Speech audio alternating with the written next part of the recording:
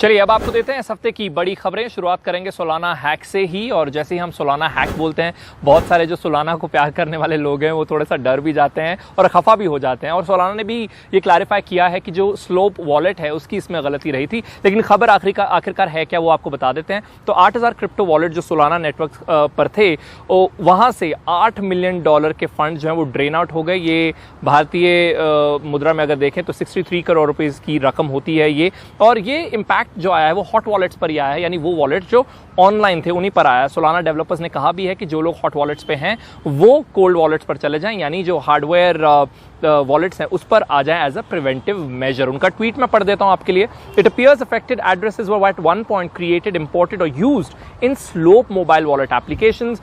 There is no evidence the Solana protocol or its cryptography was compromised, so those on Slope were hugely affected. तो उन्होंने ये साफ कर दिया कि हमारे प्लेटफॉर्म, हमारे प्रोटोकॉल की कोई भी गलती नहीं रही है, जो गलती है वो कहीं ना कहीं स्लोप वॉलेट के साथ हुई है। अगली खबर की तरफ बढ़ते हैं। Cross chain token bridge nomad जो है वो भी एक्सप्लॉइट हुआ और इसकी वजह से प्रोटोकॉल के जितने भी फंड्स थे वो गायब हो गए, वो चले गए। जो total value of crypto currency थी जो इसमें लूज हुई इस अटैक के चलते, वो $200 मिलियन की थी।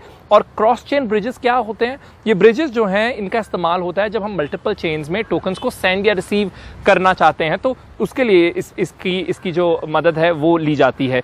और इसी से जुड़ी हुई अगली खबर, चेन एनालिसिस जो एक ब्लॉकचेन डेटा एनालिटिक्स प्लेटफॉर्म है, उन्होंने कुछ डेटा पब्लिश किया है, बहुत इंटरेस्टिंग है, इससे जुड़ा हुआ है। और उन्होंने कहा है कि पिछले साल में 13 अलग अलग हैक्स जो हुए हैं उसमें टोटल $2 बिलियन की क्रिप्टो करेंसी का नुकसान हुआ है और ये सारे क्रॉस चेन ब्रिजेस वाले अटैक्स ही थे। उन्होंने ये भी कहा कि पिछले साल जितने भी अटैक्स हुए हैं उसमें से 69% जो है वो तो क्रॉस चेन ब्रिजेस की वजह से ही हुए थे। अगली खबर की तरफ बढ़ते हैं जो पाकिस्तान से है। पाकिस्तान के पूर्व प्रधानमंत्री इमरान खान, जो पाकिस्तान की तहरीक-ए-इंसाफ पार्टी के चीफ भी हैं, उनका इंस्टाग्राम अकाउंट वो हैक कर लिया गया और हैकर ने एक प्रमोशनल ट्वीट क्रिप्टो करेंसी के बारे में पोस्ट किया, साथ ही साथ एक लिंक भी अटैच कर दिया जिसमें टेस्ला और स्पेसएक्स के सीईओ एलॉन मस्क का फेक क्रिप्टो अकाउंट अटैच्ड था।